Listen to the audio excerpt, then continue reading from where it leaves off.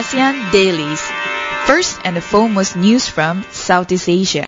Hey, this is Arlene. Hello, this is Grace. And you're with us on our daily news on Southeast Asia, which we call it ASEAN Daily. And of course, to start with, our news today is to remember back MH17. Australia, Malaysia and Netherlands will be marking MH17 anniversary next month. And then at the same time, Australian lawmakers will be recalled to Parliament House for the national service, and a plaque would be unveiled in the House of the Representatives, gardens inscribed with the names of all the victims. So last year, it was the whole lot of incidents that happened, and then regarding the aviation especially, that brought a lot of sorrows and the concerns to Malaysia as well as the surrounding countries. It is, and it's definitely a regretful and sorrowful geopolitical I always pronounce this hard tragedy. Yes. It is always regretful to have a fight between different superpower, and because of that, it cost one plane which carried around 298 individuals who are just civilians. They just die just like that on the border between Ukraine and Russia. And on July 70, they will mark the first anniversary, and Malaysia, Australia and Dutch governments will be holding services on that day itself. And at the same time, just to give you a little bit of what exactly happened was, Ukraine and the West, they suspected MH17 was something else. It was another missile that they destroyed the plane while it was on the way to the destination. And there you go. We will continue to report to you on July 17 to address more on the anniversary of the MH17. On the other hand, we have a Singapore blogger. He is 16-year-old, and apparently Singaporean authorities should exonerate a 16-year-old convicted for a blog. Of course, we all know his name is MSC. His blog and video posts about the death of Singapore's founding Prime Minister Lee Kuan Yew. This is according to Human Rights Watch. Amos Yee has a sentencing hearing on July 23rd, 2015, which was yesterday, and faced up to 3 years in prison or 18 months in a juvenile detention center. Well, his contents were very viral, even though they were removed after for some time. But he kept on uploading, and then he got a lot of attention on the social media and also from the media, as well as from his friends and families as well. So perhaps this is the sort of the outcome that he's getting, consequences that he has to face after all that, because that contents did show disrespect towards what Lee Kuan Yew did before to the countries, and then perhaps his approach was a bit inappropriate. That a lot of people thought that a lot of people at the same time watched, but at the same time they also thought that maybe perhaps this is not the right way. I definitely feel that Singapore is a bit overreacting towards this 16-year-old. Right. When you are 16, you say and do a lot of crazy things. Sometimes it's right, sometimes it's wrong. But I don't think the government should be sentencing him up to 3 years, as well as put him in imprisonment and cause him a lot of bodily harm. In fact, nothing that Amos Yee said or posted should ever be considered criminal, much less merit incarceration. This is actually according to Deputy Asia Director for Human Rights Watch, Phil Robertson. In fact, he mentioned that the dismal state of Singapore's respect for free expression can be seen in the decision to impose the criminal justice system on outspoken 16-year-old Amos Yee. I feel that it's just way too much for a person, a very young person, being convicted for a crime that is not harming anyone? I have a bit of opposite opinion here. Perhaps I'm taking another example from Indonesia as well. When we had all this Bali night execution, it wasn't fully Joko Widodo's decision on this. It's also because of the Indonesian law that has set a long time ago, it hasn't amended when it comes to drug trafficking. So it was sort of a setting example to the people that you will get what if you do this. For example, when it comes to the Singapore, this case, the 16-year-old, he's very young. He can say anything that comes with the freedom of speech. But however, the Singaporean government is a bit overreacting to set an example to show the people that this is what you get after you do things that is disrespectful towards the nation. In fact, whatever that the Singapore government is charging him right now is beyond even, or is above even Singapore's law. What kind of crime they are going to charge him, nobody would know even. In fact, the government is going extraordinary length just to restrict Amos Yee's free expression rights. Yee's lawyers informed the court on July 12 that after he expressed suicidal thought to a prison psychiatrist, he was strapped to a bed in prison's medical facilities for a day and a half. There are many ways to teach a 16-year-old on how to respect, especially those who are dead, And to me, to strap someone in a bed for more than a day and to create a mental illness when the person has always been a healthy, happy person is definitely wrong, especially it comes from the state. I think this is definitely torture, and torture is not acceptable in any countries at all. Well, I don't know what he will be getting in the prison after he is sentenced. However, the 18 months or even 3 years, I hope that no more cases happen after this. That's my personal hope. But that you could be right. The government has gone a bit overboard at this in this case in Singapore, where Singapore is known for having a lot of freedom, but it looks like government is still controlling a lot of restriction, and also when it comes to boundaries. What would you do if you want to teach a 16-year-old about respect? I guess it is very tricky because that age is very tricky to actually train that person. That person can go either rebellious or that person can just stay in the right direction. But then I think sending out the proper message, perhaps a bit of punishment that doesn't harm his health or his physicals, but just to make sure that perhaps he goes for the writing essays or That's so Korean. writing essays or cleaning the place or I don't know, community service? Or services that could have been done better than perhaps sending him to the prison for 3 years. I think respect is one thing, and definitely agree that we should definitely respect each and every individual, whether the person is dead or not. But at the same time, I do feel that because of the overreaction of Singapore government and the way it mishandle its power, I don't see Singapore as a first world country. It's totally not true at all. In fact, this is supported by Philip Robertson. He said that any further incarceration of Yee will just compound the damage to Singapore's already poor reputation on basic freedom. In fact, Singapore unintentionally violated other rights protected under the Child Rights Convention, under the UN, of course. And it is really reflecting poorly on Singapore's reputation. It's supposed to be seen as one of the most livable city, first world country with first world infrastructure. But with a third world mentality government, I don't think Singapore will go that far.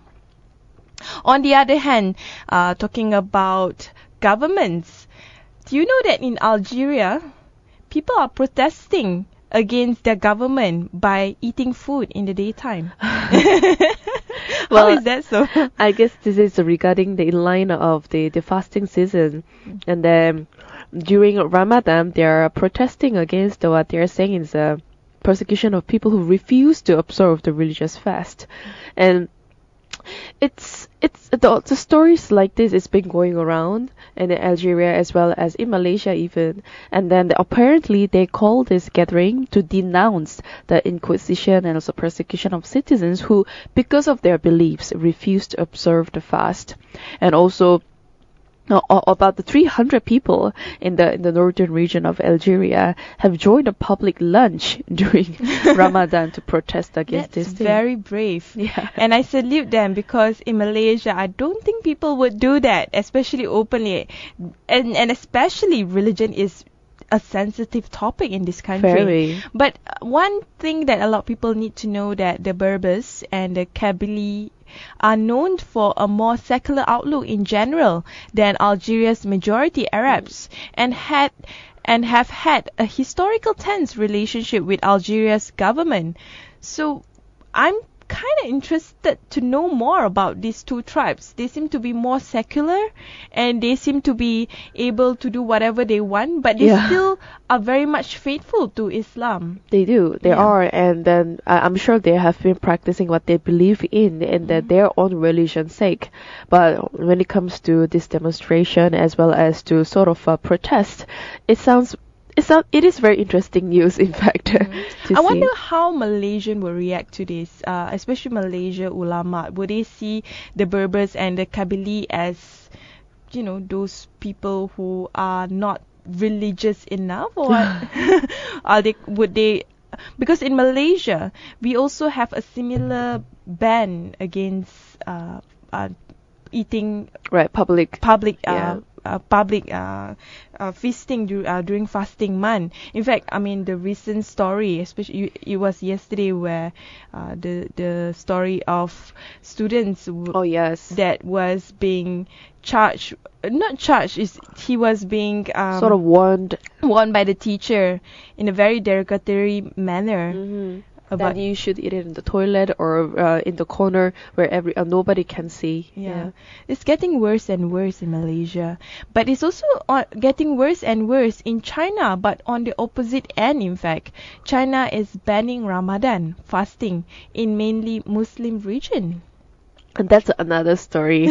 Also, all the civil servant, student, and teachers prevented from fasting, and the restaurants are ordered to remain open in the Xinjiang region.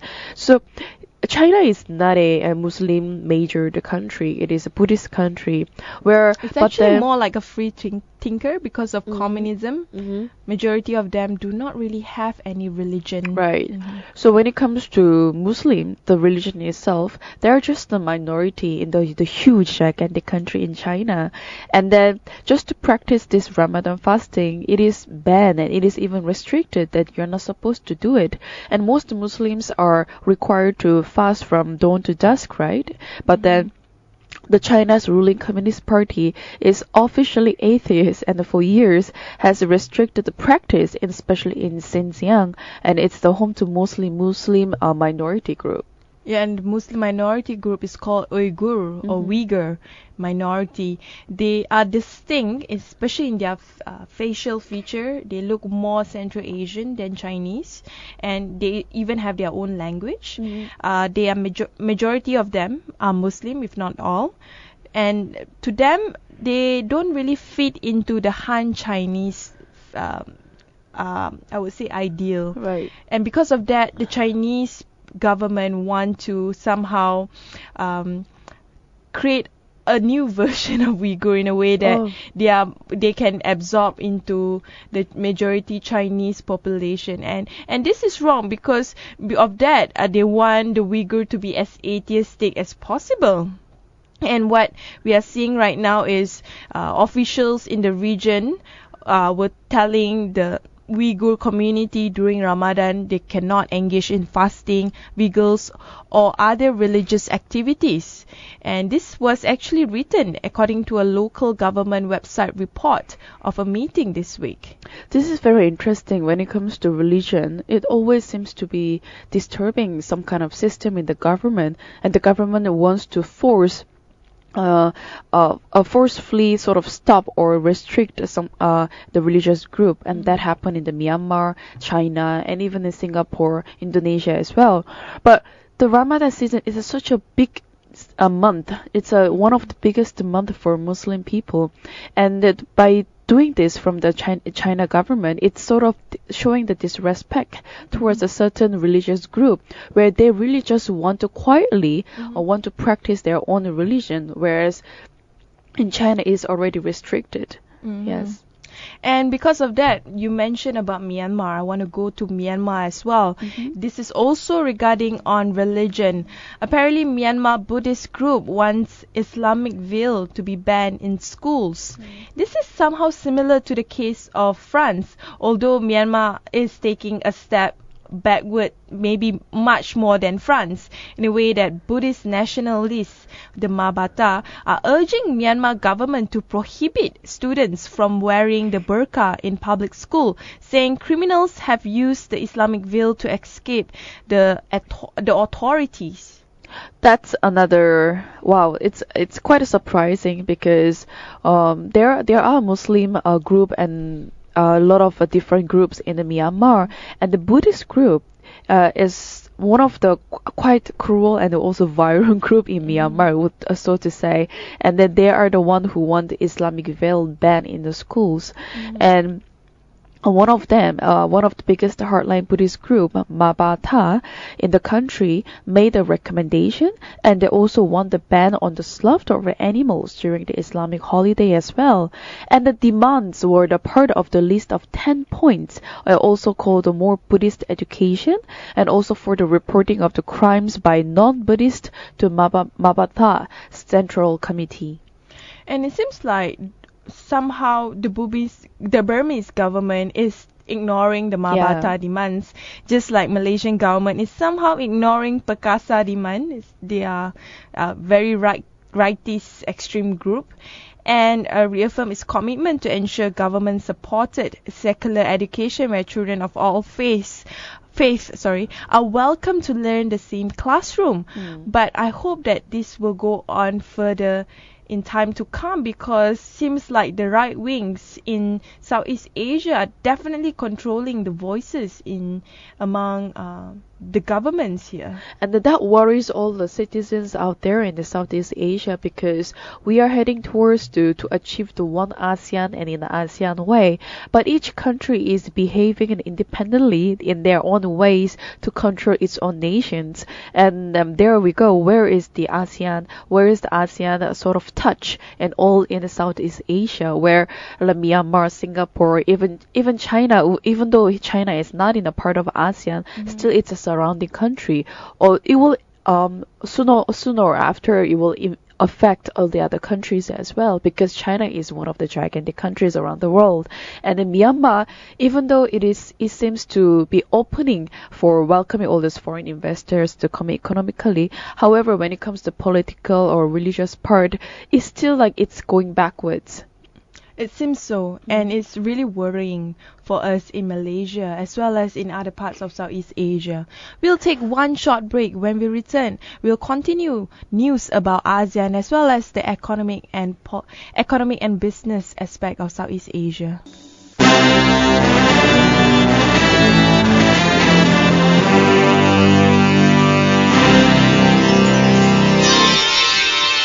ASEAN Dailies. First and the foremost news from Southeast Asia. Good morning, this is Arlene. Good morning, this is Grace. And of course, you're still with us on our ASEAN Daily. So, regarding on drug trade, we talk a lot in the past regarding on death penalty, especially drug trades is one of the key crimes that lead to the death penalty. But on the bright side, ASEAN is actually joining hands to fight drug trades in this region. Right, and in fact, the ASEAN Narcotics Cooperation Center, or ASEAN Narco, a regional drug busting agency, will be established to tackle narcotics trafficking in the ASEAN Plus 3 region by sharing the information and also preventing crimes and also suppressing drug-related activities. And what we are seeing right now is 3 phases of actions. The first phase will be focusing on building a network among countries to secure information by creating an ASEAN drug report. The second phase, focusing more on developing the cooperation between countries by setting up guidelines and coordination for consistency. While the last one will be establishing a database to help monitor and continuously develop the cooperation among countries, which will lead to the establishment of a center of excellence. Well, it sounds very systematic, also very organized. And then the ASEAN as the 10 member plus 3, China, Japan, and South Korea, all these countries will cooperate each other to come up with this drug trade in the region. But the ASEAN always has a lot of plans, and it's always the problem when it comes to execution of the plans. I totally couldn't agree more because when it comes to delivering, ASEAN is a bit too short on that. We have too many blueprints, we have too many promises, but when it comes to delivery, I doubt that we can combat drug trafficking as smoothly as possible. In fact, a lot of people might not realize that Southeast Asia is one of those lucrative market for drug trafficking and drug trades. And that's the reason why a lot of the countries, for example, Malaysia, Singapore, Indonesia, and are having really harsh punishment towards drug traffickers. Yeah, and it's getting even worse and even getting stricter than ever. And when it comes to ASEAN, perhaps ASEAN wants to work as a whole community, but like you and I mentioned before, that each country is acting differently in their own terms and also their own mechanism when it comes to drug trafficking. So we have this question that whether ASEAN will be able to deliver these plans to meet this expectation or not. I give a 50-50% chance on that for ASEAN to improve. But at the same time, talking about economic activity, of course, you have the black market regarding on drugs, prostitution, on that. But also you have a market that countries or governments want to better enhance, especially in the region of the CLMV or the Cambodia-Laos-Myanmar-Vietnam. They are actually having a summit which begins in Naypyitaw. And then that will happen, it's called the 7th Annual Cambodia-Laos-Myanmar Summit, and it is also was attended by President Thein Sein as well. So according to this joint statement, they released among this summit is the from all those participant countries to review the progress of the project agreed upon in the previous CLMB summit which was held in Vietnam, as well as the future direction of this cooperation with the goal of narrowing the development gap between these ASEAN nations. So talking about this development gap in all these nations, especially CLMV, these are the countries that are sort of considered underdeveloped country compared to other ASEAN region. However, by narrowing this gap between all these ASEAN nations will definitely boost up the economic growth. But then the question here is where to start. And a lot of people might not realize that the CLMV countries are really, really poor if you compare to countries like Malaysia, Thailand, Singapore, and Indonesia. They are much more underdeveloped, but the positive thing is they are building a lot of really interesting infrastructural development. For example, the ongoing project of the Lao-Myanmar Friendship Bridge and single-stop inspection international border checkpoints. They are also deepening cooperation in economic corridors such as the North-South economic corridors, East-West economic corridors, the Southern economic corridor, which are under the Greater Mekong sub-region. So which is to develop even more. These are all those ongoing projects between the Laos and Myanmar, and also to build up the better relationship among these countries. And I hope that all those plans that just to narrow down the development gap among these ASEAN nations can achieve in the future as soon as possible. It's definitely going on positively. In fact, leaders in Cambodia, Laos, Myanmar, and Vietnam has agreed upon at the CLMV summit to promote cooperation in various trade and in various areas such as trade and investment, transport, agriculture, tourism, and development of human resources. And those are quite the areas that ASEAN is strong at, and it's very good to hear about that. And also, they also agreed to mutually facilitate this investment in all those areas that you mentioned, including the energy and technology as well, and also telecommunication sectors through incentives in important areas, including SME development, renewable energy, and also mineral exploitations. Mm-hmm. And trade among four countries has grown from 12.4% of ASEAN's total trade volume in 2013, which was 2 years ago, to 14.1% in 2014. 2 years ago, 2013, and in 2014 is 14.1%. And the growth is actually quite slow if you look at it, because they are all four countries combined, they are only able to contribute less than 15% of trade growth for ASEAN, and a lot of things that they need to improve themselves. For sure, but compared to all this, the factors that you just given out, but when it comes to tourism part, the leaders of all these four countries are pretty pleased and also pretty satisfied with this upward trend represented by more than 19.6 million tourist arrivals in the four countries last year. That means the tourism part is quite boosting up when it comes to these four countries. Mm-hmm. And yesterday as well, that the four leaders were joined by Prime Minister Prayut Chan-o-cha for another regional meeting, which is the 6th Biennial Airawadi Chao-Phraya Mekong Economic Cooperation Strategy Summit, which aims to promote investment and strengthen trade connections in the region. So this is 5 countries together. The earlier one was just 4 countries. Yes, and when it comes to Southeast Asia, I guess the names are always a bit tricky. That we find it a bit hard to pronounce them. Yeah. And talking about money, another scandal that Malaysia is in, right, which was the hot topic in social media. In fact, people were sharing like mad. This is regarding on the corrupt Malaysian money, which has distorted the Melbourne market, especially the property market. And Malaysians' money, it doesn't stay in Malaysia, but it goes to outside of Malaysia, and that infamously it has made quite a bit of news on social media, especially yesterday.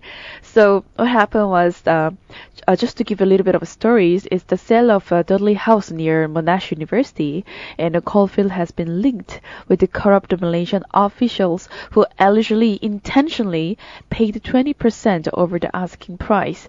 And even in Melbourne's booming property market, the $22.5 million price tag for the building design like an IKEA cupboard seemed quite sort of fishy. Yes.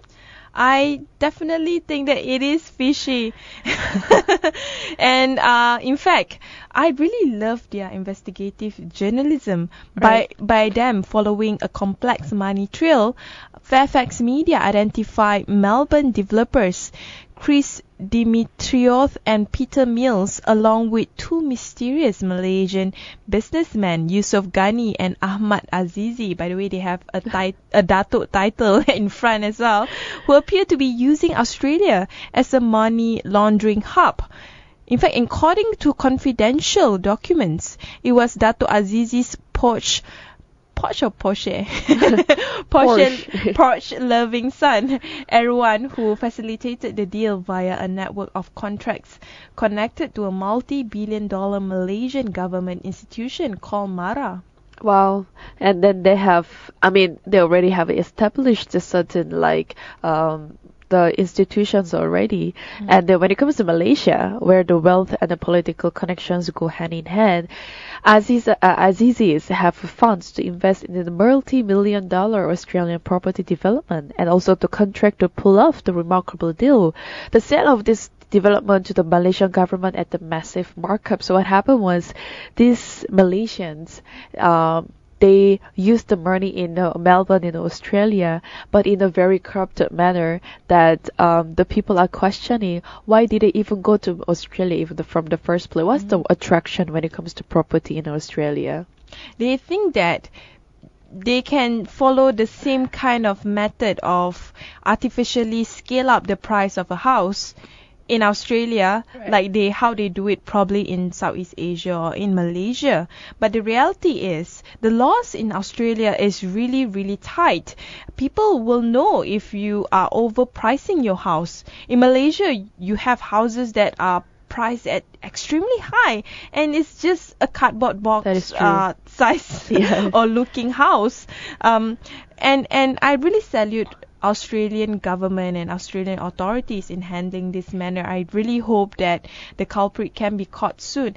But one of the area that I thought it was interesting that it involves Mara officials, in fact top Mara officials. And Mara was already in a brewing controversy last month when they were trying to extradite, quote unquote extradite, the child porn student studying in London, and this is also another sad story where Mara is supposed to be a funding agency for the poor, an educational hub for the poor.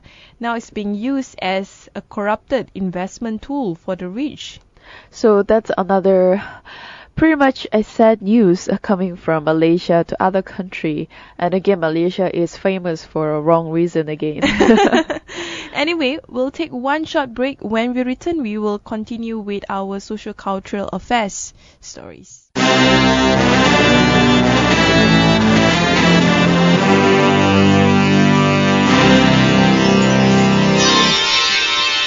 ASEAN Dailies. First and the foremost news from Southeast Asia.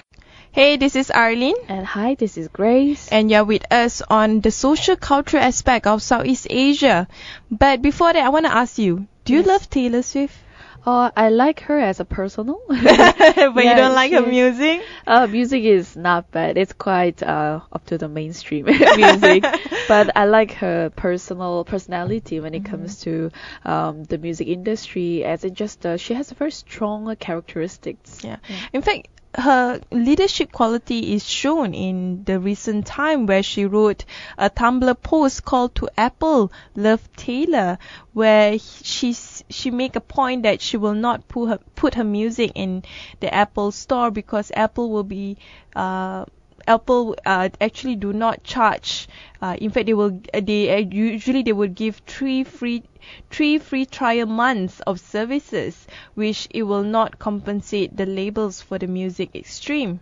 This is very interesting because she also raised another previous point when it comes to Spotify, that she doesn't support Spotify because it doesn't pay the musicians any. Because when it comes to you only pay peanuts, right? Yeah, when it comes to music, right? Musicians need some kind of peanut and butter resources, but Spotify or even Apple Music, as much as they show the support, but they do not pay the musician, and that's where the Taylor Swift is coming from. And because of that, Apple is changing their policy on their Apple Music service and on their Apple Music service. It seems like her star power has changed the way musicians do business with corporation. I hope that it will continue to do so. And I salute Taylor Swift for that. And since Taylor Swift made this announcement on the refusal to have her music on Apple, so Eddie Koo, the Apple's media chief, had announced Twitter that the company would reverse the course and pay artists out of its own pocket. So, like you said before, yes, she has really used her power and popularity to voice out the concerns on behalf of all those musicians out there. And she actually wrote a Twitter feeling very elected, saying that she is relieved and elected. Thank you for the support and words of her fans. It seems like Apple is really listening to musicians. But I hope it's not because of Taylor Swift. I hope that big corporations like Apple, Spotify will listen to musicians and will take care of the interests of the artists. we hope for the best when it comes to music industry, and also paying the money, because the artist or any kinds of art, when it comes to music or painting, that's their talent, and those talents need to be appreciated. And one person that is definitely being appreciated is James Horner. The sad news is he died in a plane crash, but he actually is a very famous film composer for Titanic and Braveheart, and I love both movies, Titanic and Braveheart. Yes, he made a very impactful image, and also very famous. Oh, Titanic, My Heart Will Go On, and they're working with the famous musicians out there. But he was only 61, and he worked on the 3 James Cameron films, Star Trek movies, and then classics like A Beautiful Mind, The Field of Dreams, Apollo 13. But unfortunately, he passed away in a plane crash nearby Santa Barbara. Just a bit of a background on his work. In 1997, Best Picture winner Titanic, directed by James Cameron, he captured the Oscar for original dramatic score, and he nabbed another Academy Award for original song shared with lyricist Will Jennings for My Heart Will Go On, performed by Celine Dion. His score for Titanic sold a whopping 27 million copies worldwide. Definitely salute to him, because I love his music, and I love that music My Heart Will Go On too. Yes. So I hope that all the fans out there, families out there, you have our thoughts there, but however, his music will still go on, and his pieces and his art will still remain in our heart. So rest in peace, James Horner. Right. And on the other hand, well, China, when it comes to food, is as bad as Korea. I'm sorry to say. Well, do you find it to be disgusting? I have a very mixed feeling when it comes to dog meat. Have you tried before? I have not. Is it a popular dish in It Korea? is very popular dish in Korea, and as much as it's popular and famous, China also having dog meat festival, and it raised a lot of hackles of fans and also opponents, of course. And a lot of people who has been eating this dog meat, they feel that what is so different from chicken and pork, and also any other forms of meat when it comes to food. And people eat frogs, people even eat sparrows, lots of kinds of animals. But when it comes to dog, why is it so controversial? I think traditionally people see dog as a friend, especially in the Western world. And I mean, I don't dare to eat cats too, because cats are being seen as a friend rather than, or as a pet, in other words, rather than being seen as a form of food. So I don't know why Koreans love dog as much as I the also Chinese. don't know. I can't even answer on behalf of the Koreans here. Actually, I almost ate a dog meat.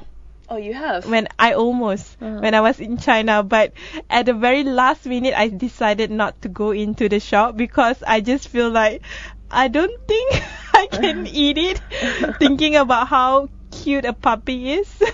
Well, you're right there, because all this media has worked very vital role when it comes to, well, there are a lot of movies regarding the dogs and also cats out there. Perhaps that's why the people feel more attached when it comes to these two animals.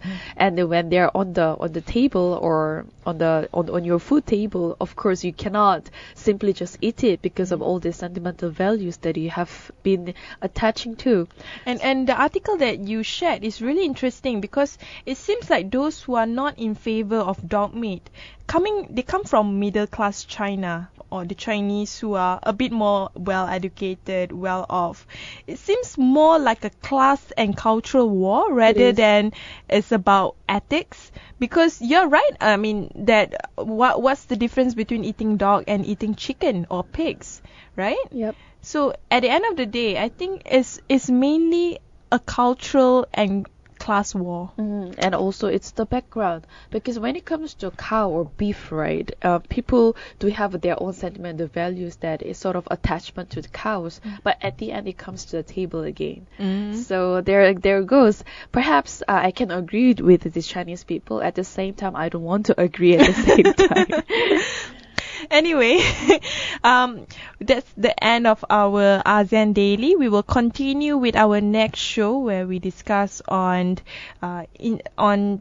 issues regarding on Southeast Asia. Right, yes. You have to wait at 9 o'clock Malaysia time. But at the same time, you can always keep up with us on our Facebook, Twitter, and Instagram.